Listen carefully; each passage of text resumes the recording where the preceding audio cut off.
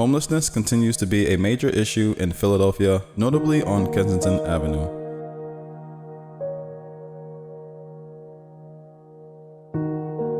In the city, approximately 5,700 people are considered homeless, with approximately 950 of them being unsheltered. In comparison to other parts of Philadelphia, this side of town has the highest concentration of homeless people. Homelessness is caused by a variety of factors, including poverty, inability to afford a place to live, and falling outside of the system, all of which makes meeting housing requirements more difficult.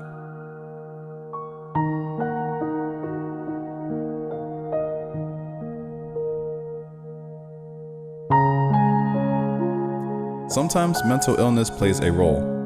Many new people have become homeless as a result of the opioid crisis. Although the homeless population is spread throughout Philadelphia, including Center City, and across the country, Kensington Avenue has the highest number of homelessness.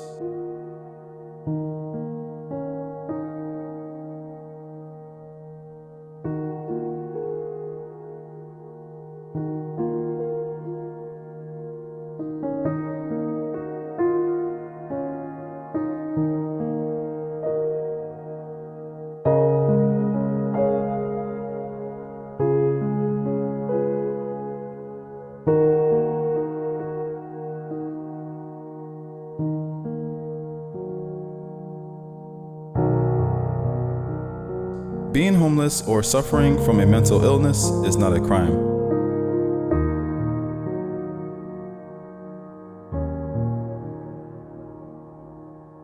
It is also not illegal to sit, occupy, or sleep in public places. Law enforcement officials do not arrest homeless people because doing so reduces their chances of finding housing and raises the public sector's cost.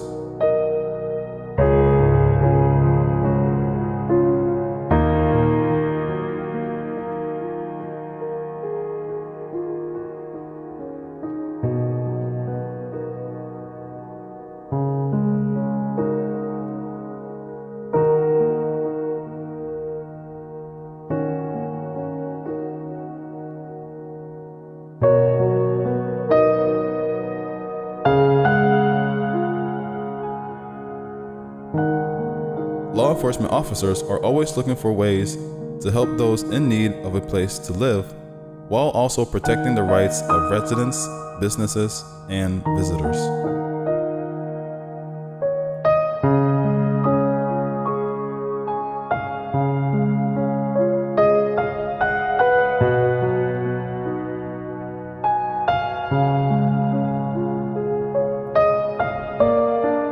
The COVID pandemic has also exacerbated Philadelphia's homeless population. In addition to dealing with a massive increase in the number of homeless people in Philadelphia, there has been an increase in drug consumption. More notably for Kensington Avenue, the reason you see many people sleeping while standing, drowsing, and bending over is due to the drug xylazine.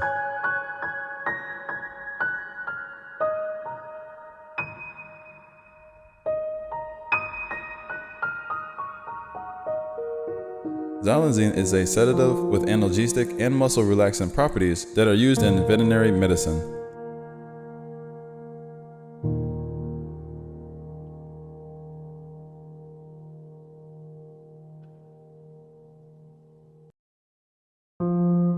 It is used to calm and facilitate the handling of a variety of animal species, including cattle, sheep, and horses, as well as to perform diagnostic and surgical procedures, relieve pain, and act as a local anesthetic.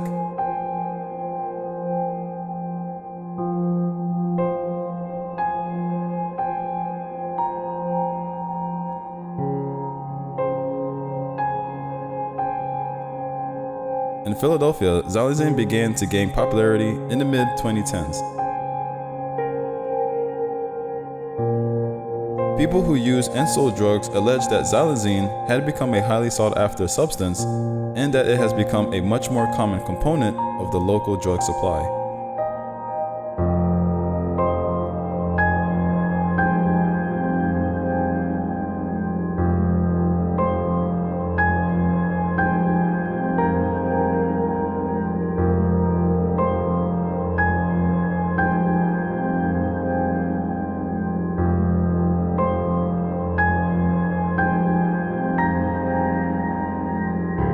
The reports from Philadelphia, as well as hints that xylazine was appearing in other parts of the country, prompted the researchers and colleagues to try to track the drug's spread across the continental United States.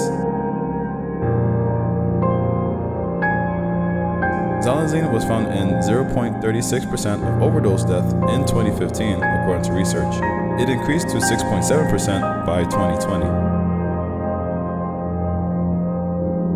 It was found in 1 out of every 5 overdose deaths in some areas. Notably, the study discovered fentanyl, a powerful synthetic opioid that has come to dominate regional drug supplies in nearly every xylazine-related death, indicating that it wasn't just a tranquilizer that was causing these overdoses.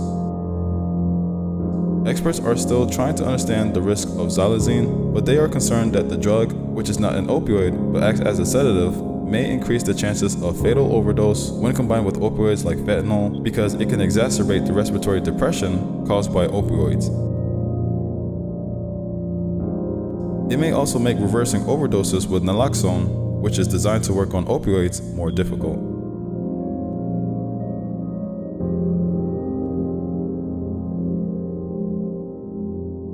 The drug overdose crisis in the United States has been steadily worsening and is now killing more than 100,000 people per year. Fentanyl, which was once primarily found in the supply of opioids such as heroin, is now more frequently found in stimulants such as cocaine and methamphetamine. Right now, the drug supply is a complete mess. The number of contaminants is out of control and is becoming increasingly difficult for researchers to keep track of them. What is happening now is people are not buying what they believe that they are buying, or they are unaware of what they are buying. Kensington Avenue in North Philadelphia is well known for its drug use and prostitution.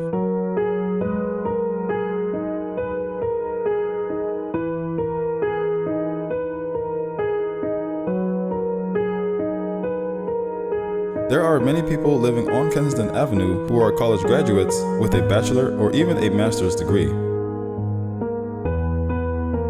Many people turn to drugs as a result of a variety of unfortunate events that has occurred in their lives, such as the loss of a significant other, a career, and more.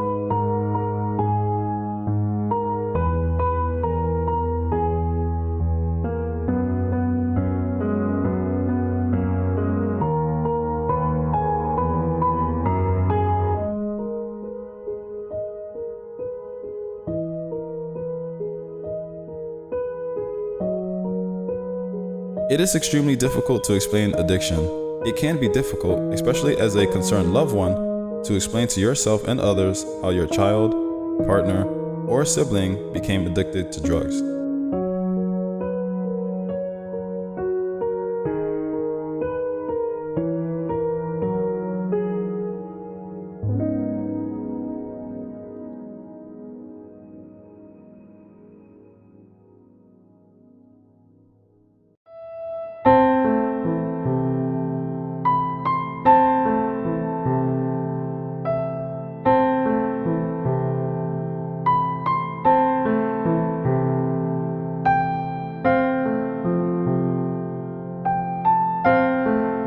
Many people on the outside believe that substance abuse is a bad choice in which someone should have said no, bad habit that just needs to be kicked, weakness that someone can't overcome the withdrawal symptoms, and moral failing that the person has given up.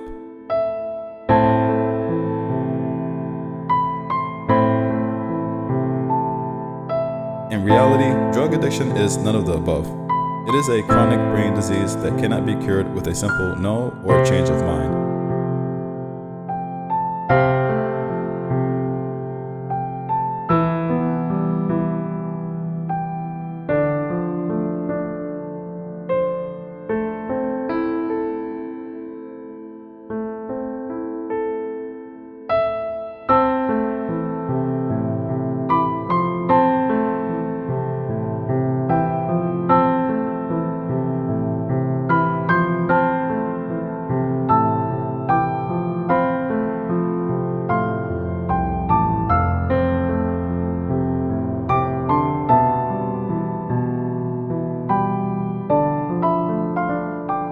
It is critical to recognize this before asking, why do people become addicted to drugs?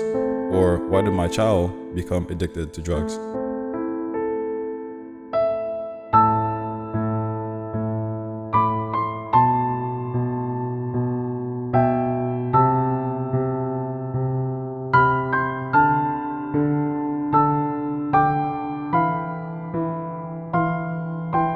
More than likely, you may have additional questions such as, how did this happen?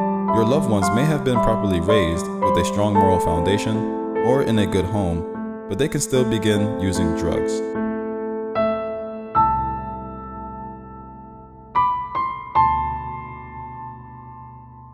The truth is that people use drugs for a variety of reasons, and they become addicted for a variety of reasons. It is critical that for the individual not to blame themselves or the loved one before you have thoroughly investigated the situation. As concerned family members, we frequently wonder, why do some people become addicted to drugs while others not? This is a valid question, and many drug users don't believe they'll become addicted.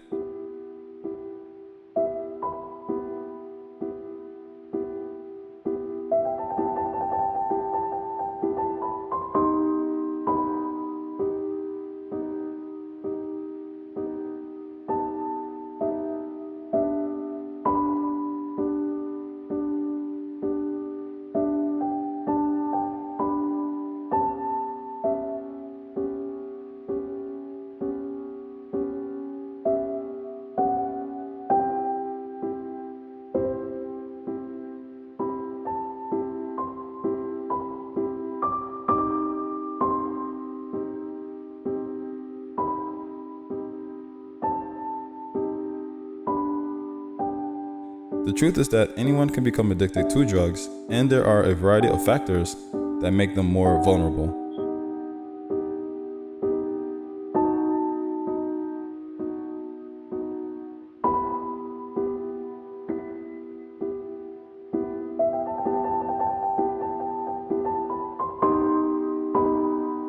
The following are some of the most common risk factors or potential causes of drug addiction.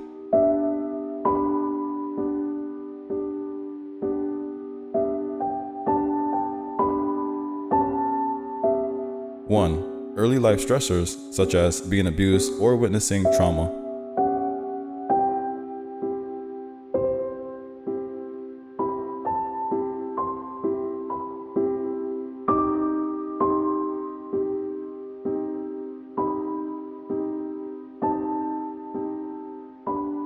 2. Abuse, either physical or sexual, in the past.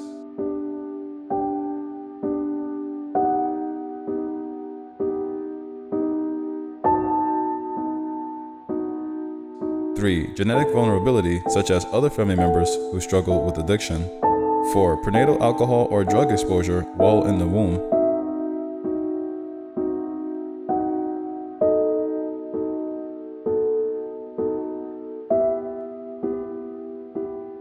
5. Lack of parental supervision or monitoring during adolescence, peer pressure from friends or social circles, or association with drug-using peers. 6.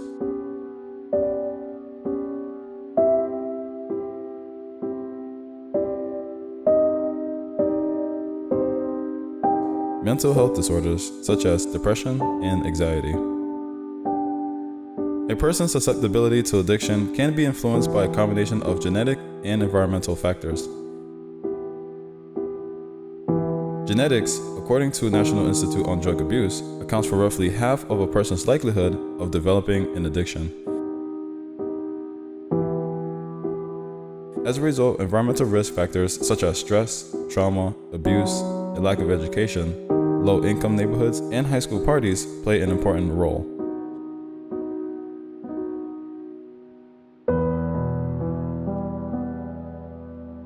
Adolescents who use drugs are more likely to develop a drug addiction behavior because their brain is still developing.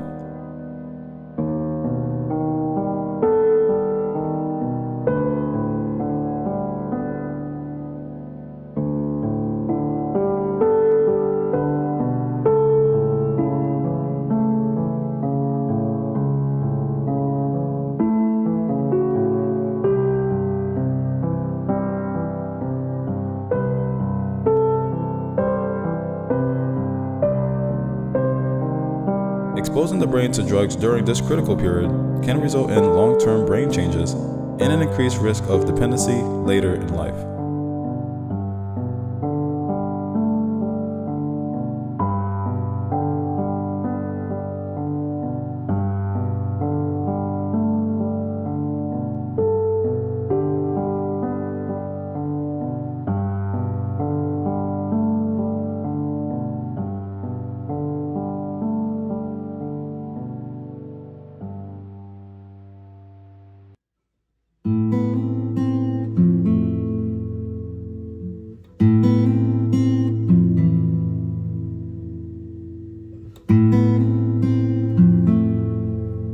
According to research, nearly 70% of adolescents who tried an illicit drug before the age of 13 develop a clinical addiction within the next 7 years. Those between the ages of 18 and 25 are also at high risk as their brains mature. In fact, 9 out of 10 people who struggle with substance abuse began using before the age of 18.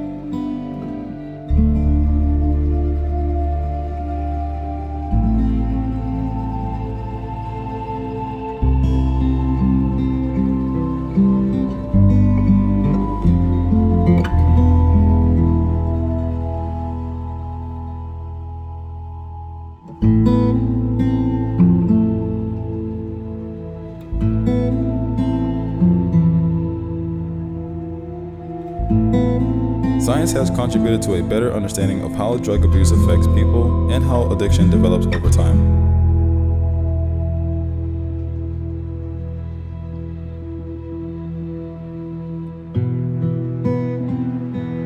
Researchers have been able to see how substance addiction works in the brain using imaging and other cutting-edge technology.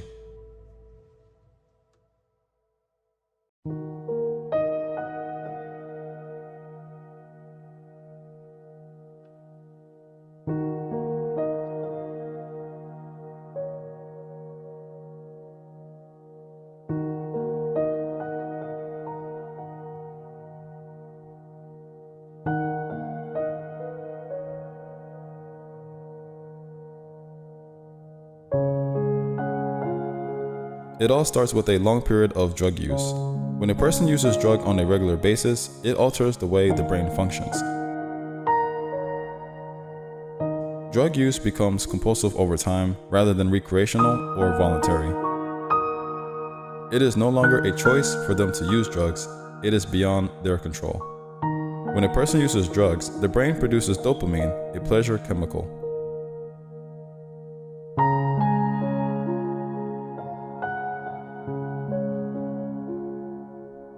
This causes a euphoric bodily response and mental state in the user, making him or her feel good or high. When the brain is exposed to this on a regular basis, it becomes reliant on the feel-good behavior. As a result, it hardwires those euphoric drug-using experiences into its circuitry, and drug use becomes its top priority.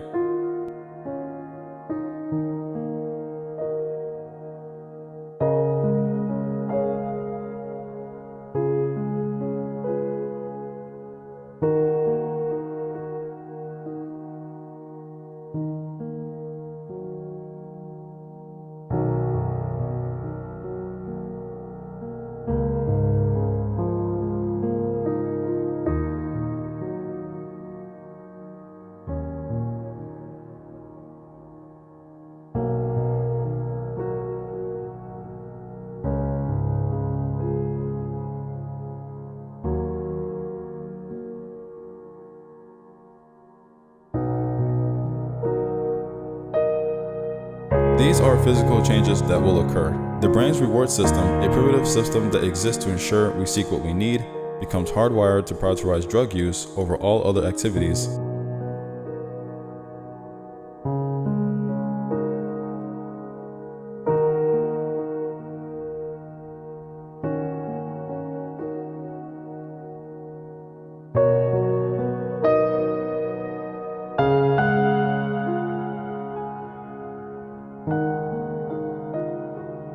such as eating, sleeping, family, and academics.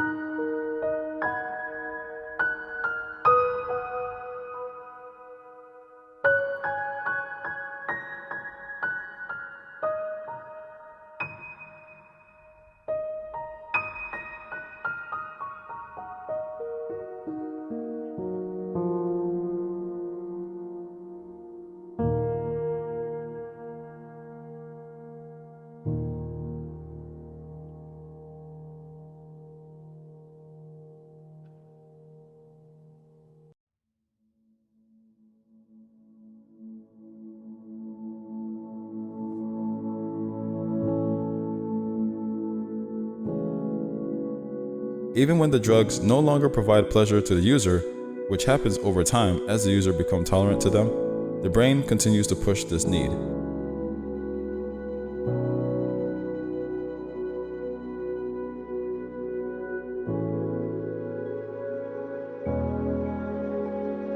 It causes intense craving in the same part of the brain as the survival instinct.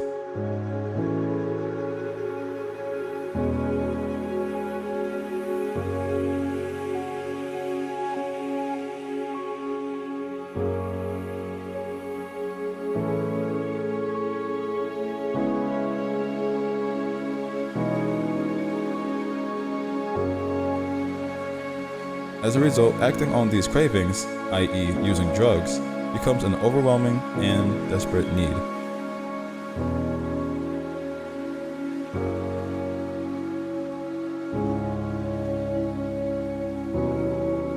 The brain believes it requires the drugs to function and survive.